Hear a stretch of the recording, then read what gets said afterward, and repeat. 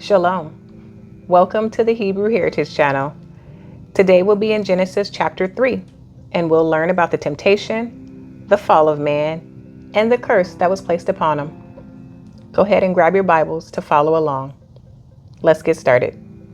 Genesis chapter 3, verse 1. Now the serpent was more subtle than any beast of the field which Yahweh Elohim had made. And he said unto the woman, Yea, hath Elohim said, Ye shall not eat of every tree of the garden? And the woman said unto the serpent, We may eat of the fruit of the trees of the garden, but of the fruit of the tree which is in the midst of the garden, Elohim hath said, Ye shall not eat of it, neither shall you touch it, lest ye die. So the serpent chose to speak to the woman versus the man. And in 1 Peter chapter 3, it says that the woman is the weaker vessel. I'm wondering if the serpent did this on purpose, knowing that she could possibly be easily deceived. And let's look at verse 3 again. But of the fruit of the tree which is in the midst of the garden, Elohim hath said, Ye shall not eat of it, neither shall you touch it, lest ye die. But Elohim never said they couldn't touch the tree. If you go back to Genesis chapter 2, in verse 16, it says, And Elohim commanded the man, saying, Of every tree of the garden thou mayest freely eat, but of the tree of the knowledge of good and evil thou shalt not eat of it, for in the day that thou eatest thereof thou shalt surely die. He said nothing about touching it. So Eve added to the law. Verse 4. And the serpent said unto the woman, Ye shall not surely die, for Elohim doth know that in the day ye eat thereof, then your eyes shall be open, and ye shall be as gods, knowing good and evil. So the serpent just told the very first lie on earth, because clearly Elohim told them that they would die if they ate of the tree. So that was the very first lie ever told, and the serpent was the one to do it. Verse 6. And when the woman saw that the tree was good for food, and that it was pleasant to the eyes, and a tree to be desired to make one wise, she took of the fruit thereof, and did eat, and gave also unto her husband with her, and he did eat. And the eyes of them both were open, and they knew that they were naked, and they sewed fig leaves together and made themselves aprons. So the woman already knew what good was, but she was tempted to find out what evil was about. So she ate of the fruit, and Adam did also. And up until this point, they were sinless.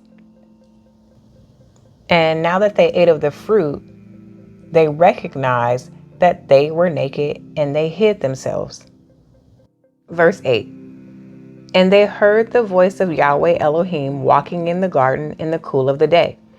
And Adam and his wife hid themselves from the presence of Yahweh Elohim amongst the trees of the garden. And Yahweh Elohim called unto Adam and said unto him, Where art thou? And he said, I heard thy voice in the garden, and I was afraid, because I was naked, and I hid myself. And he said, Whom told thee that thou wast naked? Hast thou eaten of the tree whereof I commanded thee that thou shouldest not eat? And the man said, The woman whom thou gavest to be with me, she gave me of the tree, and I did eat. And Yahweh Elohim said unto the woman, What is this that thou hast done? And the woman said, The serpent beguiled me, and I did eat. In verse 12, the man said, The woman whom thou gavest to be with me, she gave me of the tree, and I did eat. So you see here, Adam didn't confess fault or accept responsibility. Instead, he blamed Yahweh for giving him the woman who caused him to eat of the fruit. And in verse 13, the woman also didn't confess fault or accept responsibility either. She blamed the serpent. And now that they've both eaten of the fruit, death is entered into the world for the first time. Verse 14. And Yahweh Elohim said unto the serpent, because thou hast done this, thou art cursed above all cattle and above every beast of the field. Upon thy belly shalt thou go, and dust shalt thou eat all the days of thy life. And I will put enmity between thee and thy woman, and between thy seed and her seed. It shall bruise thy head, and thou shalt bruise his heel. So this means that there will be opposition and hostility between the serpent and his seed, or his followers, and the woman and her seed. But we all know that women don't carry seed, man does. So this woman that is spoken of in this verse isn't Eve, it's Israel. And the seed is Yeshua's followers. We can reference 1 John chapter 3, verse 8 on this. Let's read it. 1 John chapter 3, verse 8. He that committeth sin is of the devil, for the devil sinneth from the beginning. For this purpose the Son of Elohim was manifested, that he might destroy the works of the devil. The Mashiach was manifested to destroy the works of the devil. One of the works of the devil is death. This man can't live forever, but he can live forever through procreation. Genesis chapter 3, verse 16. Unto the woman he said, I will greatly multiply thy sorrow and thy conception. In sorrow thou shalt bring forth children, and thy desire shall be to thy husband, and he shall rule over thee. And unto Adam he said, because thou hast hearkened unto the voice of thy wife, and hast eaten of the tree of which I commanded thee, saying, thou shalt not eat of it, cursed is the ground for thy sake. In sorrow shalt thou eat of it all the days of thy life.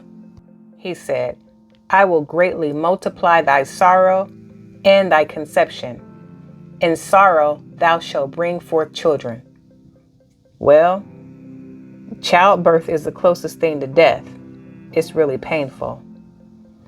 And now we see that the husband will rule over the woman, all because Eve made error in the garden by eating the fruit. Let's continue. Verse 18. Thorns also and thistles shall it bring forth to thee, and thou shalt eat the herb of the field. In the sweat of thy face shalt thou eat bread till thou return unto the ground. For out of it was thou taken, for dust thou art, and unto dust shalt thou return. And Adam called his wife's name Eve, because she was the mother of all living. Unto Adam also and to his wife did Yahweh Elohim make coats of skin and clothe them. Yahweh made coats of skins to clothe Adam and Eve, to cover the sin they had committed by eating the fruit.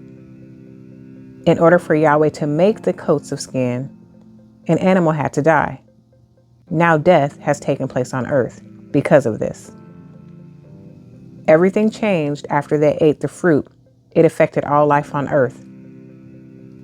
Blood had to be shed, and animal skins had to cover their nakedness. You can read about animal sacrifices in the book of Leviticus.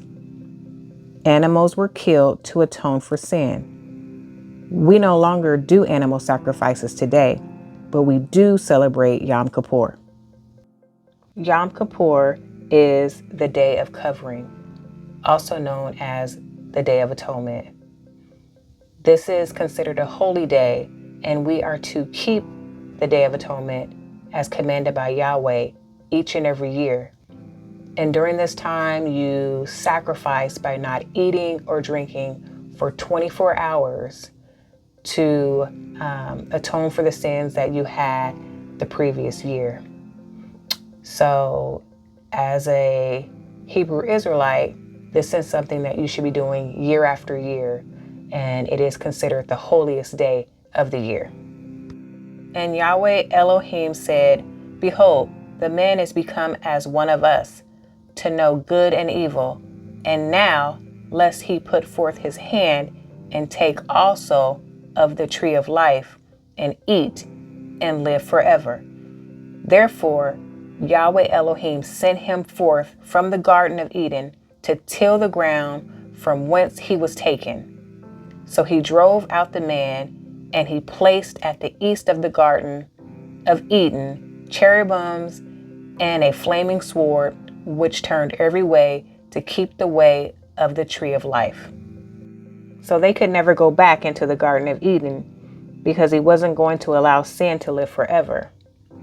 So this all happened because Eve ate of the fruit and also gave to Adam to eat of the fruit.